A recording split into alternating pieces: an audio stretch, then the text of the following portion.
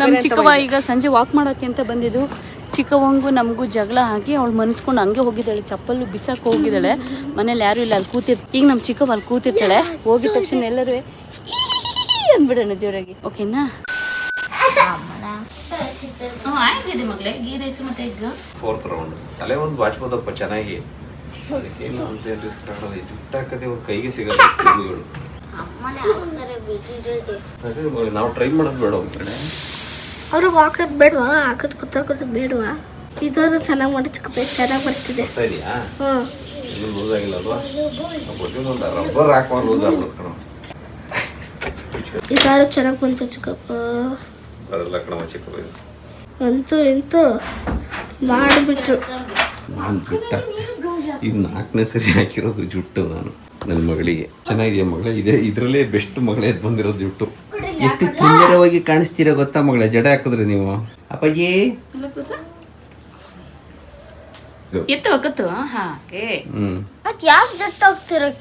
ಕೈಗೆ ಸಿಗಲ್ಲ ಅಂದ್ಬಿಟ್ಟೆ. ನೋಡಿ ಅದಕ್ಕೂ ಇದಕ್ಕೂ ಡಿಫ್ರೆನ್ಸ್ ಎಷ್ಟು ಕಾಣುತ್ತೆ ಗೊತ್ತಾ ಮಗಳೇ? ಇಲ್ಲಿ ಕೂದಲಿದೆಯಲ್ಲ, ಈ ಕಡೆ ಇದು ಮಾಡಬೇಕು, ಕ್ಲಿಪ್. ಹಾಗೆ ಇದೆ ನೆಕ್ಸ್ಟ್ ಡೇ ಮಾರ್ನಿಂಗು ಬೆಳಗ್ಗೆ ಮಕ್ಕಳು ಗೀ ರೈಸು ಮತ್ತು ಎಗ್ ಗ್ರೇವಿ ಬೇಕು ಅಂತ ಹೇಳಿದರು. ಬಟ್ ಅಮ್ಮ ಮಾಡೋ ರೀತಿಲಿ ಬೇಕು ಅಂತ ಹೇಳಿದರು. ಅದು ಈರುಳ್ಳಿ ಟೊಮೊಟೊ ಇವ್ರು ತಿನ್ನಲ್ಲ, ಸೊ ಮಾಡಿದ್ರು. ಆಮೇಲೆ ಅಳ್ತಾ ಕೂತ್ಕೊಳ್ತಾರೆ ಅಂದ್ಬಿಟ್ಟು ಅಮ್ಮ ಹೇಗೆ ಮಾಡ್ತಾರೆ ಅದನ್ನೇ ಸ್ವಲ್ಪ ಗ್ರೈಂಡ್ ಮಾಡಿ ಹಾಕಿಬಿಟ್ಟು ಮೊಟ್ಟೆ ಹಾಕಿದ್ದೀನಿ. ಬಟ್ ಅಮ್ಮ ಮಾಡೋ ರೀತಿ ತುಂಬಾ ಚೆನ್ನಾಗಿರುತ್ತೆ. ಚೆನ್ನಾಗಿದೆ ಟೇಸ್ಟ್ ನೋಡಿ. ಸೂಪರಾ? ಖಾರ ಆಗಿದೆಯಾ? ಅದೇ ಟೇಸ್ಟ್ ಇದೆ, ಆದರೆ ಬೇರೆ ಥರ ಇದೆ ನೋಡಿ. ಸೇಮ್ ಅದನ್ನೇ ಎಲ್ಲ ಅಜ್ಜಿ ಹೆಂಗೆ ಮಾಡ್ತಾರೆ ಹಂಗೆ ಮಾಡಿದೆ, ಗ್ರೈಂಡ್ ಮಾಡೋ. ಆದರೆ ಹುಣಸೆ ಹುಳಿ ಬಿಡಬೇಕು, ನಾನು ಹಾಕಲಿಲ್ಲ ಅಷ್ಟೇ. ಮಕ್ಕಳು ಸ್ವಿಮ್ಮಿಂಗ್ ಪೂಲಿಗೆಲ್ಲ ಹೋಗ್ಬಿಟ್ಟು ಬಂದರು. ನಾನು ಜ್ಯೂಸ್ ಮಾಡೋಣ ಅಂತ ಹೇಳಿ ನಿಂಬೆಹಣ್ಣು ಜ್ಯೂಸ್ ಮಾಡ್ತಾ ಇದ್ದೀನಿ. ಬಿಸಿಲು ಟೈಮ್ ಅಲ್ವಾ, ಹಾಗಾಗಿ ಜ್ಯೂಸ್ ರೆಡಿ ಆಯಿತು. ಅಳತೆ ಮಾಡ್ದಂಗೆ ಹಾಕ್ಬೇಕು ನೋಡಿ, ಒಂದು ಡ್ರಾಪ್ ಜಾಸ್ತಿ ಕಡಿಮೆ ಇಲ್ಲ, ಸಮವಾಗಿದೆ. ಇದು ನನ್ನ ಮಗನಿಗೆ. ಓಕೆ ಕೊಡ್ವಾ? ಕುಳಿತಿರೋದು ಪಾಪ ನನ್ನ ಮಗ ಹೇಗ್ ನೋಡ್ತಾ ಇದೆ. ಅಯ್ಯೋ ಶರ್ಟ್ ಹೇಳ್ಕೊಡೋ ಶಕೆ ಅಂತ ಅವನೇನು ಹಂಗಂಗೆ ಬಿಡ್ತೀನಿ. ಅಯ್ಯೋ ಅದಕ್ಕೇನು ಖುಷಿ ಆಗ್ತದೆ. ತಗೊಳ್ಳಿ ಸರ್, ಕುಡ್ದು ಹಾಕಿಸ್ಕೊಳ್ಳಿ, ಓಕೆನಾ? ಆಯ್ತು, ಚಲ್ಬಾರ್ದು. ಸೂಪರ್ ಮಮ್ಮನೆ, ಹೇಗಿದೆ ಜ್ಯೂಸ್? ಎಲ್ಲ ಮಾತಾಡುತ್ತೆ ಇವಾಗ ನನ್ನ ಮಗ. ಇವಾಗ ಕೊರಿಯರ್ ಮಾಡೋದಿತ್ತು, ಅಲ್ಲಿಗೆ ಹೋಗ್ತಾ ಇದ್ದೆ. ಇನ್ನು ಮಕ್ಕಳನ್ನ ಹೇಳ್ಬಿಟ್ಟು ಹೋಗೋದು ಅದೇ ಯೋಚನೆ ಆಗಿದೆ. ಇವಳನ್ನ 2 ರೂಪೀಸ್ ಕೊಟ್ಟು ಕರ್ಕೊಂಡು ಹೋಗ್ತಾಯಿದ್ದೀನಿ. ಅವಳಿಗೆ ಇಷ್ಟ ಬಂದು TV ಹಾಕ್ಕೊಟ್ಟು ಬಿಟ್ಟಿದ್ದೀನಿ. ನನ್ನ ಮಗನ ಮಲಗಿಸಿದ್ದೀನಿ. ಅವನ್ನ ನೋಡ್ಕೊಳ್ಳೋಕ್ಕೆ 2 ರೂಪೀಸ್ ಕೊಟ್ಟಿದ್ದೀನಿ. ಅಲ್ಲಿ ಮಲಗಿದ್ದಾರೆ, ಏನಿಲ್ಲ ವ್ಯವಹಾರ ಮಾಡೋದು. ಇನ್ನು ನಾವು ಬೆಂಗಳೂರು ಮನೆಗೆ ಬಂದಮೇಲೆ ಸ್ವಲ್ಪ ಮನೆಯೆಲ್ಲ ಕ್ಲೀನ್ ಮಾಡಿಕೊಂಡು ನೆಕ್ಸ್ಟ್ ಡೇಗೆ ಪ್ರತಿಯೊಂದು ಏನೇ ಅಡುಗೆ ಮಾಡಬೇಕು ಅಂದರೆ ಹೋಗಿ ದಿನಸಿ ತಗೊಬರ್ಬೇಕಲ್ಲ. ಹಾಗೆ ಈಗ ನಾವು ನಮ್ಮ ಮನೆ ಮಕ್ಕಳು ಎಲ್ಲ ಹೋಗಿ ಮಾರ್ಕೆಟಲ್ಲಿ ಹೀರೆಕಾಯಿ ತೊಗೊಬಿಟ್ಟು ಬರೋಕ್ಕೆ ಹೋಗ್ತಾ ಇದ್ದೀವಿ, ಮನೆ ಮುಂದೆನೇ. ನೋಡಿ, ಅಯ್ಯೋ ನಮ್ಮ ಕಾರಲ್ಲಿ ಇವತ್ತು ನಾವು ಕಾರಲ್ಲಿ ಹೋಗ್ತಾ ಇಲ್ಲ, ಬೈಕಲ್ಲಿ ಹೋಗ್ತಾ ಇದ್ದೀವಿ. ನೋಡಿ ರೆಡಿ ಮಾಡಿಸಿದ್ವಿ, ಫುಲ್ ಕಂಪ್ಲೀಟಾಗಿ ರೆಡಿ ಆಗಿದೆ. ಸ್ಟ್ಯಾಂಡ್ ಇರಲಿಲ್ಲ, ಸ್ಟ್ಯಾಂಡ್ ಮುರಿದೋಗಿತ್ತು. ಮತ್ತು ಇದು ಅಷ್ಟೇ, ನಮ್ಮ ನಾಯಿ ಕಚ್ಚಿ ಹಾಕ್ಬಿಟ್ಟಿತ್ತು. ಇದನ್ನೇ ರೆಡಿ ಮಾಡಿಸ್ಬಿಟ್ಟು ಇದೆಲ್ಲ ಬ್ರೇಕೆಲ್ಲ ಹೋಗಿತ್ತು, ಮಿರರಲ್ಲೇ ಇರಲಿಲ್ಲ, ಎಲ್ಲ ರೆಡಿ ಮಾಡಿಸ್ಕೊಂಡು ಬಂದಿದ್ದೀವಿ. ಇದು ಹಾಳಾಗಿತ್ತು, ಇದು ಎಕ್ಸ್ಟ್ರಾ ಹಾಕ್ಸಿರೋದು, ಬರೀ ರೆಡ್ ಮಾತ್ರ. 4 ಹೆಜ್ಜೆ ಇಟ್ಟರೆ ಮನೆ ಮುಂದೆಲ್ಲೇ ಇರೋದು. ಮಕ್ಕಳು ಕರ್ಕೊಂಡು ಹೋಗ್ಬಿಟ್ಟು ಬೇಡ ಅಂತ ಗಟ್ಟಿ ಕೂತ್ಕೋಬೇಕು ಚಿಕ್ಕವ. ಬಾಯ್ ಮಗನೇ. ಹಾಂ ಅತಣ ಅದೇ ಒಳ್ಳೇದು ಮಾಡಪ್ಪ. ತುಂಬ ದಿನ ಆಗಿತ್ತು ಗಾಡಿ ತೆಗೆದು. ಹಾಗಾಗಿ ಸ್ಟಾರ್ಟ್ ಮಾಡೋಣ ಪಟ್ಟಣ. ಇಟ್ಕೋ ನನ್ನ ಕೈ ಇಟ್ಕೋ ಹಂಗೆ.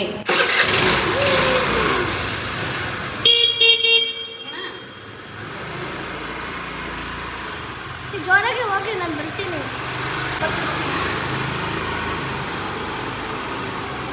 ಹಾಂ ಸ್ಟ್ರಾ ಅಲ್ಲೇ ಇದೆ ನೋಡು. ಹಾಂ ಖಾಲಿ ಆಗಿದೆ, ಖಾಲಿ. ಮನೆ ಮುಂದೆನೇ ಇರೋದು, ಸೊ ಹಾಗಾಗಿ ತರಕಾರಿ ತಗೊಂಡು ಎಳ್ನೀರು ಕುಡ್ಕೊಂಡು ಹೋಗ್ತಾ ಇದ್ದೀವಿ ಇವಾಗ.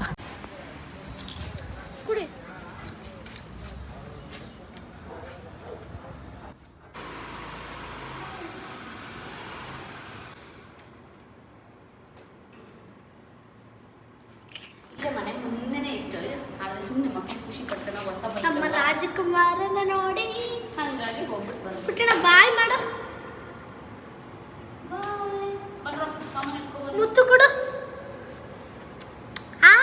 ನಿನ್ನ ದೂಸು ಆ ಕಡೆಯಿಂದ ಬಾ, ಅಲ್ಲಿಂದ ಬರೋ. ಇಲ್ಲಿ ನಿಮ್ಮ ದೂಸು ಇಟ್ಕೊಂಡು ನಡೀರಿ. ಇಲ್ಲಿ ಗಟ್ಟಿಗೆ ಇಟ್ಕೊಂಡು ನಿಂತ್ಕೋ. ಹಂಗೆ ಇಟ್ಕೋ, ಏನಾಗಲ್ಲ. ಅಲ್ಲಿ ನಿಂತ್ಕೋ ಇಲ್ಲಿ. ಇಡು ಕೆಳಗಡೆಗೆ, ಸುಸ್ತಾಗುತ್ತೆ, ಇಡು ಕೆಳಗೆ. ಅಯ್ಯೋ ನೀನು ಎತ್ಕೊಬೇಡ ಚಿಕ್ಕವ. ನಾ ಫೋನ್ ಬಂದಾಗ ಇವ್ನು ಇಟ್ಕೊ ಬರ್ತಾನೆ, ಹಂಗೆ ಬರ್ತಾನೆ ನೋಡ್ರಿ. ನಡಿ, ನೀನು ಹೇಳ್ಬಿಡ. ನಡಿ ನಡಿ ನಡಿ ಚಿಕ್ಕವ. ನಡಿ. ಅಪ್ಪ ಏನು ತಗೊಂಡು ಬರುತ್ತೆ ಮಗು. ಮುಖನ ಹುಚ್ಚಿ ಹುಚ್ಚ ದಟ್ಟ ನೀನ್ ದಟ್ಟ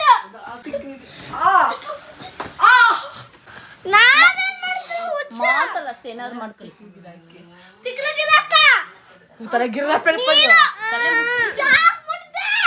ನನ್ನ ಮಗಂಗೆ ಏನ್ ಹೇಳ್ಕೊಟ್ರು ಬೇಸಿಗೆ ರಜದಲ್ಲಿ ಒದ್ದೆಯೋದು. ನನ್ನ ಮಗಂಗೆ ಗೊತ್ತಿರ್ಲಿಲ್ಲ ಒದ್ದಾಡೋದು. ನಮ್ಮ ಚುಪ್ಪಿ ನಮ್ಮ ಚಿಕ್ಕ ಕೆದಕಿ ಅಲ್ಲಿಂದ ಬಂದು ನನ್ನ ಮಗಳಿಗೆ ಹಿಂಸೆ ಕೊಡ್ತಾ ಇದ್ದಾನೆ. ಅದು ಮುಗಿಸಿ ಹೆಣ್ಮಕ್ಳು ಈಗ ನಾವು ಸ್ವಿಮ್ಮಿಂಗ್ ಪೂಲಿಗೆ ಹೋಗ್ತೀವಿ ಅಂತ ರೆಡಿ ಆಗ್ತಿದ್ದಾರೆ. ಆ್ಯಕ್ಚುಲಿ ಒಂದು ವಾರದಿಂದ ವೆಯ್ಟ್ ಮಾಡ್ತಿದ್ರು, ಯಾಕೆ ರಜೆ ಐತೆ ಸ್ವಿಮ್ಮಿಂಗ್ ಪೂಲು. ಇವತ್ತು ಓಪನ್ ಆಗಿಬಿಟ್ಟಿದೆ ಮಿಸ್ ಆಗಿ. ಇಬ್ಬರು ಏನು ಖುಷಿಲಿ ಕುಣಿತಾ ಇದ್ದಾರೆ. ನಾನು ಪಾಪು ಇರೋದ್ರಿಂದ ಸ್ವಿಮ್ಮಿಂಗ್ ಪೂಲಿಗೆ ಹೋಗೋಕ್ಕಾಗಲ್ಲ. ಹಾಗಾಗಿ ಈ ಸರಿ ನಮ್ಮ ಚುಪ್ಪಿ ಬಂದಿದ್ನಲ್ಲ, ಪಾಪ ಅವನು ಇಟ್ಕೊಂಡಿದ್ದ, ಹೋಗಿ ಚಿಕ್ಕಿ ಆಟ ಆಡ್ಕೊಬಾ ಅಂತ ಹೇಳಿ ಮಲಗಿಸ್ಬಿಟ್ಟು ಹೋಗಿದ್ದೆ. ಎದ್ದಿದ್ದ, ಆದರೂ ಕೂಡ ಚಿಕ್ಕಿ ಆಟ ಆಡಲಿ ಅಂತ ಹೇಳಿ 1 ಗಂಟೆ ಹೆಂಗೋ ಮ್ಯಾನೇಜ್ ಮಾಡಿ ಇಟ್ಕೊಂಡಿದ್ದ. ಒಂದು 2-3 ಅವರ್ಸ್ ಆಟ ಆಡ್ಕೊಬಿಟ್ಟು ಬಂದೆ. ತುಂಬಾ ಖುಷಿ ಆಯಿತು. ಇವರೆಲ್ಲರೂ ಮಲಗಿದ ಮೇಲೆ ಈಗ ರಾತ್ರಿ 10:30 ಆಗಿದೆ. ಈಗ ಮನೆ ಒರೆಸ್ತಾ ಇದ್ದೀನಿ. ಯಾಕಂದರೆ ಬೆಳಗ್ಗೆ ಟೈಮ್ ಇರುತ್ತೆ, ಟೈಮ್ ಇಲ್ಲ ಅಂತಲ್ಲ.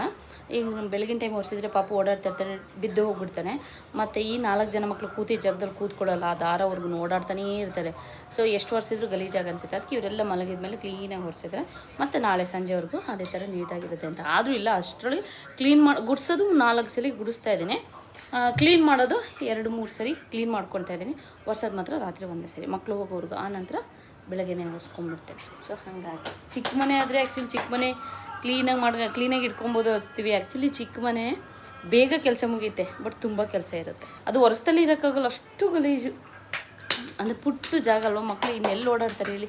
ಇಷ್ಟೇ ಹಿಂಗೆ ಸುತ್ತಿದ್ರೆ ಮುಗ್ದೋಯ್ತು. ಕಿಚನ್, ಆಲ್ ರೂಮ್, ಬಾತ್ರೂಮ್ ಇಷ್ಟು. ಈಗಷ್ಟೇ, ಈಗ ರಾತ್ರಿ 10:30. ಈಗೆಲ್ಲ ನೋಡಿ ಕೃಷ್ಣ ಮತ್ತು ಲಕ್ಷ್ಮಿ ಎರಡರಲ್ಲಿ ಹೇಳಿದರು. ಇದು ಗಣೇಶ. ಈ ಥರ ಸ್ಮಾಲ್ ಸೈಜ್ ಆಗಿರೋದ್ರಿಂದ 69 ರುಪೀಸ್ಗಾಗುತ್ತೆ. ನೀವು ಇದ್ರಲ್ಲಿ ದೊಡ್ಡ ಸೆಟ್ ಬೇಕು ಅಂದರೆ ಸ್ವಲ್ಪ ಕಾಸ್ಟ್ ಜಾಸ್ತಿ ಆಗುತ್ತೆ. ನೋಡಿ, ಒಂದು ಲಕ್ಷ್ಮಿ, ಒಂದು ಗಣೇಶ. 999 ಸಿಲ್ವರ್ ಅಂತ ಏನು ನೋಡಿ, ನಾನು 69 ರುಪೀಸಿಗೆ ಕೊಡ್ತಾ ಇದ್ದೀನಿ. ನೋಡಿ ಚೆನ್ನಾಗಿದೆ. ನೀವು ಬೇಕಾದ್ರೆ ಏನಾದರೂ ಆರ್ಡ್ರ್ ಮಾಡ್ಕೊಳ್ಳೋದಿದ್ರೆ ನನಗೆ 15 ಡೇಸ್ ಮುಂಚೆ ಹೇಳಬೇಕು. ಕಡಿಮೆ ಅಂದರೂ 10 ಡೇಸ್, 7 to 10 ಡೇಸ್ ಒಳಗೆ ಹೇಳಬೇಕಾಗುತ್ತೆ. ಯಾಕಂದರೆ ಈಗ ನೋಡಿ, ಇವರಿಗೆ 22nd ನಾವು ಡಿಸ್ಪ್ಯಾಚ್ ಮಾಡಲೇಬೇಕು. ಅದ್ರ ಮಧ್ಯೆ ಭಾನುವಾರ ಒಂದಿನ ರಜಾ ಬರುತ್ತೆ. ನಮಗೂ ಕೂಡ ಭಯ ಆಗ್ತಾ ಇರುತ್ತೆ. ಇದು ಗೋಲ್ಡ್ ಮ್ಯಾಚ್ ಆಗುತ್ತೆ ಅಂತ ಗೋಲ್ಡ್ ತರಿಸಿದ್ದೀನಿ. ಯಾಕಂದರೆ ಪಿಂಕ್ ಖಾಲಿ ಆಗಿತ್ತು ಅಂದರು. ಸೊ ಹಾಗಾಗಿ 22nd ಒಳಗೆ ನನಗೆ ಇದು ಬೇಕಿತ್ತು. ಯಾವುದಿದೆ ಅದೇ ಕಳಿಸಿ ಅಂತ ಹೇಳಿದೆ. ತುಂಬಾ ಚೆನ್ನಾಗಿದೆ. ನೋಡಿ, ಬ್ಯಾಂಗಲ್ ಕೂಡ ಬಂದಿದೆ. ನೋಡಿ ಈ ಥರ 150 ಪೀಸ್ ತರಿಸಿತ್ತು. ನನಗೆ ಬಳೆ ತರ್ಸೋಕ್ಕೆ ಏನು ಭಯ ಅಂದರೆ, ಸ್ವಲ್ಪ ಬಳೆ ನಿಲ್ಲಿಸ್ಬಿಡೋಣ, ಬರೀ ಅರಿಶಿನ ಕುಂಕುಮ ಕೊಡೋಣ ಅಂತ ಅನಿಸ್ತಾ ಇರುತ್ತೆ. ಯಾಕಂದರೆ ಬಳೆ ನನಗೆ ನೋಡಿ, ಇವ್ರು ಈ ಥರ ಕಳಿಸ್ತಾರೆ. ನಾನು ಎಷ್ಟು ಸರಿ ಹೇಳಿದ್ದೀನಿ, ನೀವೆಲ್ಲ ಹೇಳಿ ಒಂದು ಬಾಕ್ಸಿಗೆ ಕಳಿಸಿ ಅಂತ. ಬಟ್ ಅವ್ರು ತುಂಬ ಜನ ಕಳಿಸ್ತಾ ಇರ್ತಾರಲ್ಲ. ಬಟ್ ಸದ್ಯಕ್ಕೊಂದು ಹೊಡೆದೋಗಿಲ್ಲ. ಬಟ್ ನನಗೆ ಬಂದಾಗ ಹೊಡೆದಿದ್ರೆ ಪರವಾಗಿಲ್ಲ, ಓಕೆ, ನೆಕ್ಸ್ಟ್ ಡೇ ಪಟ್ಟಂತ ಹೋಗಿ ಚೇಂಜ್ ಮಾಡ್ಬೋದು. ಬಟ್ ನಾವು ಕಳಿಸಿದಾಗ ಪಾಪ ನೆಕ್ಸ್ಟ್ ಡೇ ಫಂಕ್ಷನ್ ಇರ್ತಾವೆ, ಚೇಂಜ್ ಮಾಡೋಕ್ಕೂ ಹೋಗಲ್ಲ, ಪಾಪ ಹೊಡೆದಿರೋ ಬಳೆ ಕೊಡೋಕ್ಕೂ ಹೋಗಲ್ಲ, ಹಂಗಾಗಿ ಹೋಗ್ಬಿಡುತ್ತೆ. ಸೊ ನೋಡೋಣ, ಆದಷ್ಟು ಕಡಿಮೆ ಮಾಡೋಕ್ಕೆ ಟ್ರೈ ಮಾಡ್ತೀನಿ. ಇದು ನನ್ನ ಹತ್ರ ಪಿಂಕ್ ಇತ್ತು. ಸೊ 2 ಮಿಕ್ಸಲ್ಲಿ ಆದರೂ ಆಗ್ತೀನಿ. ಮಿಕ್ಸಲ್ಲಿ ನೋಡಿ, ಈ ಥರ ಫುಲ್ ಕಾಂಬೋ ಸೆಟ್ ಬರುತ್ತೆ. ಅಂದರೆ ವಿತ್ ಬ್ಯಾಗು ಜೊತೆಗೆ ಅರಿಶಿನ ಕುಂಕುಮ 4 ಬಳೆ, ಈ ಥರ ಒಂದು ವಿತ್ ಬಾಕ್ಸ್ ಫ್ರೇಮ್ ಬರುತ್ತೆ. ಈ ಥರ ನೋಡಿ, ಪಿಂಕು ಇದೊಂದು 50, ಅದೊಂದು 50 ಮಿಕ್ಸಲ್ಲಿ ಹಾಕ್ತೀನಿ. ನೋಡಿ, ಬಳೆದು ಎಷ್ಟು ರಿಸ್ಕ್ ಅಂತ. ಈಗ ನನಗೆ ಬಂದಾಗ ಒಂದು 4 ಪೀಸು 5-6 ಪೀಸು ಹೊಡೆದೋಗಿರುತ್ತೆ. ಬಟ್ ನನಗೆ ಓಕೆ, ನನ್ನ ಹತ್ರ ಇರೋದನ್ನ ಸೆಂಡ್ ಮಾಡಿರ್ತೀನಿ. ಇಂಥದ್ದೆಲ್ಲ ಸ್ವಲ್ಪ ಸ್ಟಾಕ್ ಇಟ್ಕೊಂಡಿರ್ತೀನಿ ನಾನು. ಸೊ ಹಾಗಾಗಿ ನೋಡಿ, ನಾನು ಕಳಿಸುವಾಗ ಈ ಥರ ಬಾಕ್ಸ್ ಮಾಡಿ ಕಳಿಸ್ತಾ ಇದ್ದೀನಿ. ಆದರೂ ಕೂಡ 1-2 ಹೊಡೆದೋದ್ರೆ ಸಾರಿ, ಬೇಜಾರು ಮಾಡ್ಕೊಂಬಿಡಿ.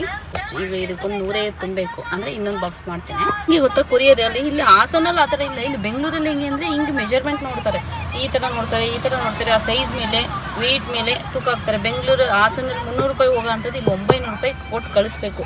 ಸೊ ಹಾಗಾಗಿ ಬೆಂಗಳೂರಲ್ಲಿ ಇರೋ ಅಂಥವ್ರಿಗೆ ಪೋರ್ಟರ್ ಮಾಡ್ತಾ ಇದ್ದೀನಿ. ಇನ್ನು ಬೇರೆ ಊರುಗಳಿಗಾದರೆ ಕೊರಿಯರೇ ಮಾಡೋದು.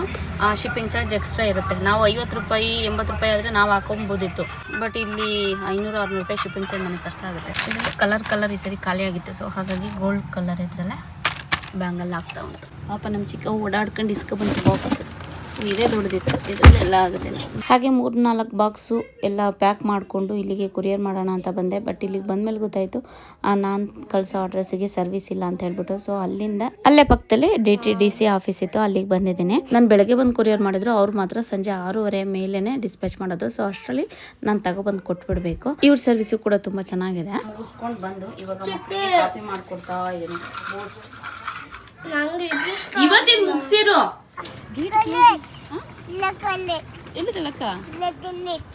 ಸ್ವಿಮ್ಮಿಂಗ್ ಬರ್ತಾ ಇರಲಿಲ್ಲ ನಮ್ಮ ಚಿಕ್ಕಮ್ಮಂಗೆ ಮೊದಲು. ಈಗ ಅಷ್ಟೇ ಬರೀ ಮುಳುಗೋದು ತೇಲೋದು ಕಲ್ತಿದೆ. ಮೊದಲೆಲ್ಲ ಪಾಪ ನೀರೊಳಗೆ ನಿಧಾನಕ್ಕೆ ಓಡಾಡೋದು, ಈಗ ಅದಾಗೆ ಕಲ್ತ್ಕೊಂಡು. ನಮ್ಮ ಅಕ್ಕ ಇಲ್ಲಿ ಅಂತಾನೆ, ಅವ್ರ ಅಕ್ಕನ ನಮ್ಮ ಅಕ್ಕ ಅಂತಾನೆ, ನಮ್ಮ ಚಿಕ್ಕವನ ಸಣ್ಣಕಯ್ಯ ಅನ್ನೋದು ಅಂತ ಅಂದ್ರೆ ಅಭ್ಯಾಸ ಆಗಿರೋದು. ಅರ್ಥ ಆಗುತ್ತೆ ನಾವು ಹೇಳೋದು, ಬಟ್ ಅವ್ನು ಕರೀತಾ ಇಲ್ಲ ಇನ್ನೂ. ಆದರೆ ನಮ್ಮ ಚಿಕ್ಕವ ಇಲ್ಲಿ ಎಲ್ಲರ ಮುಂದೆನೂ ಇಷ್ಟು ಜೋರಾಗಿ ಚಿಕ್ಕಿ ಮ್ಯಾಗಿ ಮಾಡಿ ಅಂತ ಕೇಳ್ತಿದ್ದಾಳೆ. ಹೂ ಅನ್ನಂಗಿಲ್ಲ ವಾಕೆಲ್ಲ ಮುಗಿಸ್ಕೊಂಡು ಇವಾಗ ಜಸ್ಟ್ ಮನೆಗೆ ಬಂದು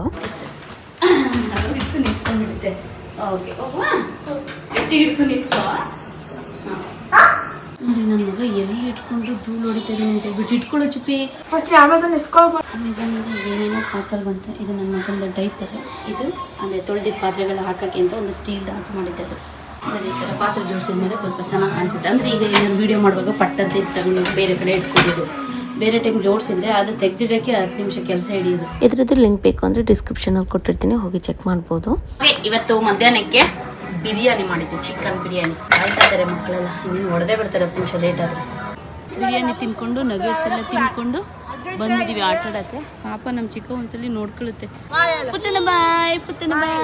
ನಮ್ಮ ಚಿಕ್ಕವ ಈಗ ಸಂಜೆ ವಾಕ್ ಮಾಡೋಕ್ಕೆ ಅಂತ ಬಂದಿದ್ದು. ಚಿಕ್ಕವಂಗೂ ನಮಗೂ ಜಗಳ ಆಗಿ ಅವಳು ಮನ್ಸ್ಕೊಂಡು ಹಂಗೆ ಹೋಗಿದ್ದಾಳೆ, ಚಪ್ಪಲು ಬಿಸಾಕ ಹೋಗಿದ್ದಾಳೆ. ಮನೇಲಿ ಯಾರು ಇಲ್ಲ, ಅಲ್ಲಿ ಕೂತಿರ್ತಾರೆ. ಇವನು RCB ಇದಿತ್ತು ಅಂತ ಮನೆಯಿಂದ ಹೊರಗೆ ಬಂದಿರಲಿಲ್ಲ. ಎಂಥದಿತ್ತು ಕ್ರಿಕೆಟ್ ಇತ್ತು ಅಂತೇಳಿ. ಅದು ಅಲ್ದಲ್ಲಿ ಕರೆಕ್ಟಾಗಿ ಎಷ್ಟು ಚೆನ್ನಾಗಿ 3:30ಗೆ ಡ್ರೆಸ್ ಚೇಂಜ್ ಮಾಡ್ಕೊಂಡು ಶರ್ಟ್ ಚೇಂಜ್ ಮಾಡ್ಕೊಂಡು ಕೂತಿದ್ದ ಢಮ್ ಅಂತ. ಈಗ ನಮ್ಮ ಚಿಕ್ಕವ ಅಲ್ಲಿ ಕೂತಿರ್ತಾಳೆ. ಹೋಗಿದ ತಕ್ಷಣ ಎಲ್ಲರೂ ಅಂದ್ಬಿಡೋಣ ಜೋರಾಗಿ, ಓಕೆನಾ? ಇನ್ನೂ ಜೋರಾಗಿ ಕಿರಿಸ್ತಾಳೆ, ಅಳ್ತಾಳೆ. ಇಲ್ಲಿ ಎಲ್ಲರ ಮುಂದೆ ಬಡ್ಕೊಂಡು ನಾನು ಮಾನ ಮರ್ಯಾದೆ ತೆಗ್ದಾಕಾಯ್ತು, ಬೈಕ್ ಕಳಿಸ್ತೆ. ಹಾಗೆ ನಾಳೆ ನಮ್ಮ ಅಕ್ಕ ಬಾಬಾ ಬರ್ತಾ ಇದ್ದಾರೆ ಮಕ್ಳು ಕರ್ಕೊಂಡು ಹೋಗೋಕ್ಕೆ ಅಂತ ಹೇಳ್ಬಿಟ್ಟು, ಆವಾಗ ವೀಡಿಯೋ ಕಂಟಿನ್ಯೂ ಮಾಡ್ತೀನಿ. ಈ ಸರಿ ವೀಡಿಯೋ ಜಾಸ್ತಿ ಮಾಡೋಕ್ಕೆ ಆಗಲಿಲ್ಲ, ಸ್ವಲ್ಪ ಬ್ಯುಸಿ ಇದ್ದೆ. ಓಕೆ, ಸದ್ಯಕ್ಕೆ ಇವತ್ತಿಗೆ ಈ ವಿಡಿಯೋನ ಇಲ್ಲಿಗೆ ಮುಗಿಸ್ತಾ ಇದ್ದೀನಿ. ನಾಳೆ ಮತ್ತೆ ಇನ್ನೊಂದು ವೀಡಿಯೋದಲ್ಲಿ ಸಿಗ್ತೀನಿ. ಅಲ್ಲಿವರೆಗೂ ಎಲ್ರಿಗೂ ಧನ್ಯವಾದಗಳು.